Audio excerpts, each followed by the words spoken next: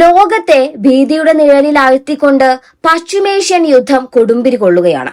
മിസൈലുകളും ഡ്രോണുകളും ആകാശത്ത് തീമഴ പെയ്യിക്കുമ്പോൾ ലോകം മുഴുവൻ ഉറ്റുനോക്കുന്നത് ഇസ്രയേലിലെ ഡിമോണ എന്ന നഗരത്തിലേക്കാണ്.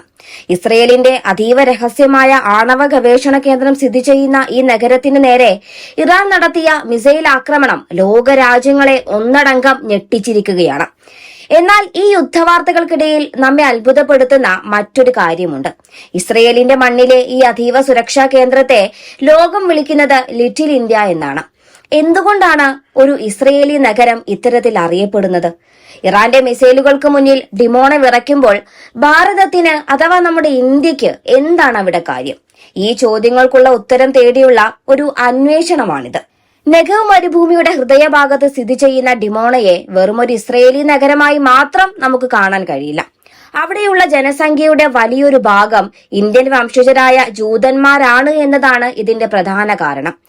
പണ്ടുകാലത്ത് കൊച്ചിയിൽ നിന്നും മുംബൈയിൽ നിന്നും ഇസ്രയേലിലേക്ക് കുടിയേറിയ ബെനെ ഇസ്രയേൽ സമൂഹമാണ് ഡിമോണയെ ഇന്നത്തെ രീതിയിൽ വളർത്തിയത്. ഇന്ത്യൻ സംസ്കാരവും ഭക്ഷണ രീതികളും ഇന്നും അവിടെ സജീവമാണ്. തെരുവുകളിൽ നമുക്ക് മലയാളവും ഹിന്ദിയും കേൾക്കാം. ഇന്ത്യൻ വസ്ത്രധാരണ രീതികളും കാണാം. അതുകൊണ്ടാണ് ഈ നഗരത്തെ ലോകം ലിറ്റിൽ ഇന്ത്യ എന്ന് വിളിക്കുന്നത്. ഇന്ത്യയുമായി ഇത്രയേറെ വൈകാരിക ബന്ധമുള്ള ഒരു നഗരത്തിന് നേരെയാണ് ഇറാന്റെ മിസൈലുകൾ ഇപ്പോൾ പെയ്തിറങ്ങുന്നത്.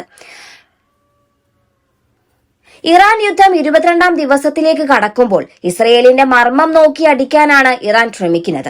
അതിന്റെ ഭാഗമായാണ് ഡിമോണയിലെ ഷിമോൺ പെരസ് ആണവ ഗവേഷണ കേന്ദ്രത്തിന് തൊട്ടടുത്ത് മിസൈലുകൾ പതിച്ചത്. ഇസ്രയേലിന്റെ ആണവായുധ പദ്ധതികളുടെ കേന്ദ്ര ബിന്ദു എന്ന് വിശ്വസിക്കപ്പെടുന്ന ഈ സ്ഥലം ലോകത്തിലെ തന്നെ ഏറ്റവും കനത്ത സുരക്ഷയുള്ള മേഖലകളിൽ ഒന്നാണ്. അരാത് നഗരത്തിനു പിന്നാലെ ഡിമോണ ലക്ഷ്യം വെച്ചുള്ള ഇറാന്റെ നീക്കം ഒരു വലിയ ആണവ ദുരന്തത്തിന് വഴിമാറുമോ എന്ന ഭീതിയിലാണ് അന്താരാഷ്ട്ര സമൂഹമുള്ളത്. ഒരു ബോംബ് ഷെൽട്ടറിന് മുകളിലാണ് മിസൈൽ പതിച്ചതെന്ന് സോഷ്യൽ മീഡിയയിൽ പ്രചരിക്കുന്ന ദൃശ്യങ്ങൾ വ്യക്തമാക്കുന്നുണ്ട്. ഈ ആക്രമണത്തിൽ 10 വയസ്സുകാരൻ ഉൾപ്പെടെ നിരവധി പേർക്ക് പരിക്കേൽക്കുകയും ചെയ്തു എന്നാണ് റിപ്പോർട്ടുകൾ പറയുന്നത്. ഇസ്രയേലിന്റെ അഭിമാനമായ അയൺ ഡോം പ്രതിരോധ സംവിധാനങ്ങളെ നിഷ്പ്രഭമാക്കിക്കൊണ്ടാണ് ഇറാന്റെ മിസൈലുകൾ ഡിമോണയിൽ എത്തിയത് എന്നത് ഇസ്രയേലിനെ ഞെട്ടിച്ചിരിക്കുകയാണ്. അത്യാധുനികമായ ബാലിസ്റ്റിക് മിസൈലുകളാണ് ഇറാൻ പ്രയോഗിച്ചത്. ഇസ്രയേലിന്റെ ആകാശം മണിക്കൂറുകളോളം തങ്ങളുടെ മിസൈലുകളാൽ പ്രകാശിക്കുമെന്ന് ഇറാന്റെ Revolutionary Guard commander brigadier general Seyed Majid Mousavi പ്രഖ്യാപിച്ചു കഴിഞ്ഞു. ഇസ്രയേലിന്റെ ആണവ കേന്ദ്രങ്ങളെ ലക്ഷ്യം വെച്ചുള്ള ഈ നീക്കം മേഖലയിലെ യുദ്ധം മറ്റൊരു തലത്തിലേക്ക് കടക്കുന്നതിന്റെ വ്യക്തമായ സൂചന കൂടിയാണ്. ഇതിന് തിരിച്ചടിയായി ഇറാന്റെ നഥാൻസ് ആണവ കേന്ദ്രത്തിന് നേരെ അമേരിക്കയും ഇസ്രയേലും ബോംബിട്ടതോടെ സ്ഥിതിഗതികൾ കൂടുതൽ വഷളായിരിക്കുകയാണ്. ഒരു വശത്ത് ഇസ്രയേൽ തങ്ങളുടെ അതിർത്തിയും ആണവ കേന്ദ്രങ്ങളും സംരക്ഷിക്കാൻ പൊരുതുമ്പോൾ മറുവശത്ത് ഇറാൻ തങ്ങളുടെ പക തീർക്കാനുള്ള അവസാന പോരാട്ടത്തിലാണ്.